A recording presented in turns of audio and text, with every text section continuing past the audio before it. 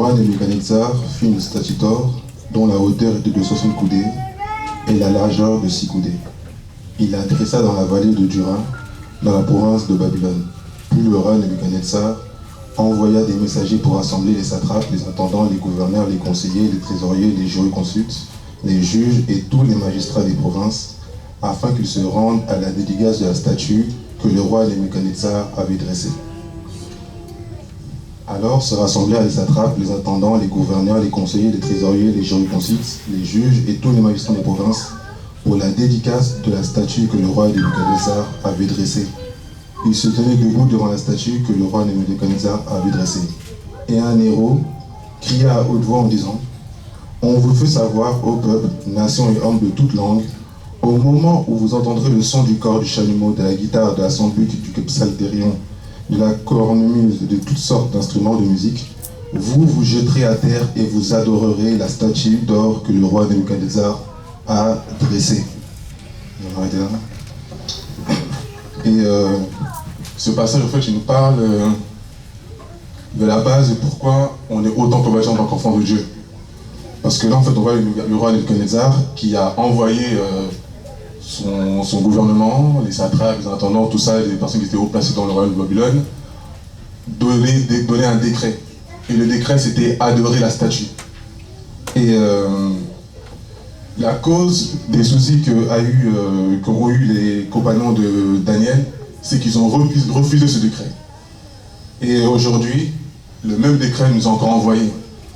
Parce que la cause de combat qu'on reçoit en tant qu'enfant de Dieu, c'est qu'on refuse d'adorer la statue.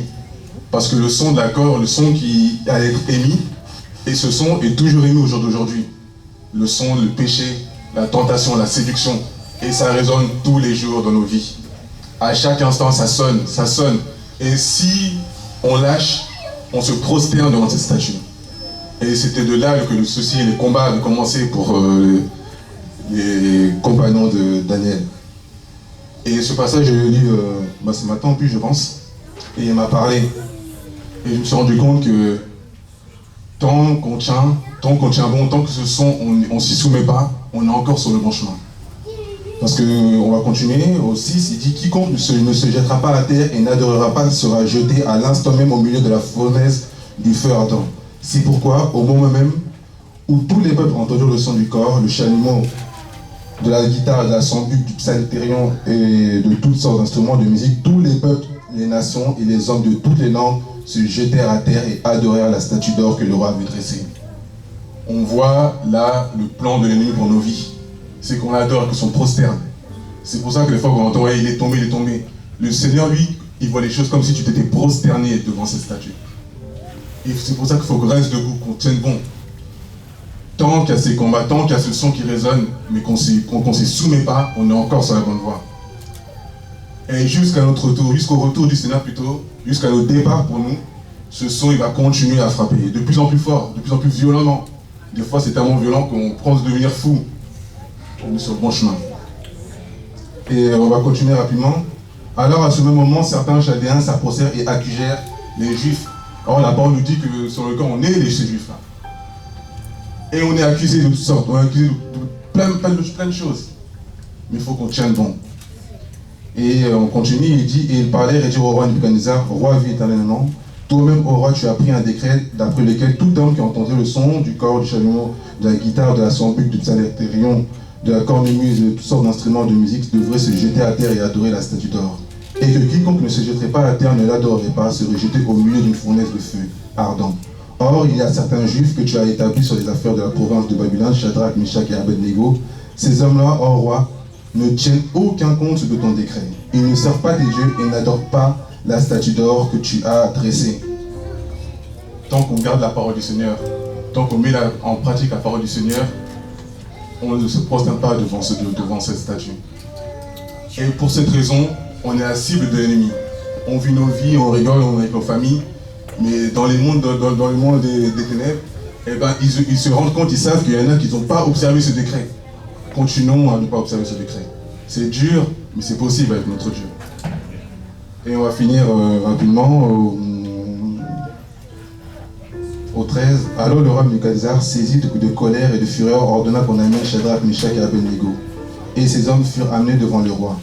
Et le roi Nebuchadnezzar prit la parole et leur dit, « Est-il vrai, Shadrach, Meshach et Abednego, que vous ne servez pas mes dieux et que vous ne vous prosternez pas devant la statue d'or que j'ai dressée?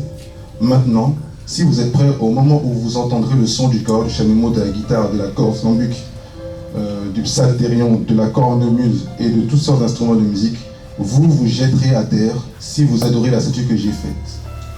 Si vous ne l'adorez pas, vous serez jetés à l'instant au milieu de la fournaise ardente. Et qui est le Dieu qui vous délivrera de mes mains? » Shadrach, Meshach et Abednego répondirent et dirent au roi Nebuchadnezzar, « Nous n'aurons pas besoin de te répondre sur ce sujet. Voici notre Dieu que nous servons peut nous délivrer de la fournaise du feu ardent, et il nous délivrera de ta main, ô roi. Sinon sache, ô roi, que nous ne servirons pas tes dieux, et que nous n'adorerons pas que nous n'aurons pas la statue d'or que tu as dressée. » Alors Nebuchadnezzar fut rempli de fureur, et il changea de visage. En tournant ses regards contre Shadrach, Meshach et Abednego, il prit la parole et ordonna de chauffer la fournaise 7 fois plus qu'on avait coutume de la chauffer. Puis il commanda les plus forts et les plus vaillants qui étaient dans son armée de lier Shadrach, Meshach et Abednego pour les jeter dans la fournaise de feu ardent. Et en même temps, ces hommes furent liés avec leurs caleçons, leurs chaussures, leurs chairs et leurs vêtements, et furent jetés au milieu de la fournaise de feu ardent. Et le passage qui m'intéresse, c'est le verset 21. Ils ont été jetés vêtus. Alors que nous, on sait que le Seigneur aussi nous a vêtus. Tant qu'on reste vêtus, même si on nous met dans le feu, même si on nous met dans l'eau, même si on essaie de nous noyer, on essaie de nous tuer, rien ne pourra nous arriver. Parce que là, les vêtements qu'on voit, c'est l'image de ceux par lesquels ça nous a revêtus, l'armure du combattant et la tenue du prêtre. Tant qu'on reste vêtu, tant qu'on reste habillé, tant qu'on reste à la présence de Dieu, tant qu'on aime notre Dieu, tant qu'on suit sa parole, rien ne pourra nous arriver. Et c'est ce que je voulais vous partager. C'est vrai que le temps passe et des fois on oublie la cause du combat, c'est important.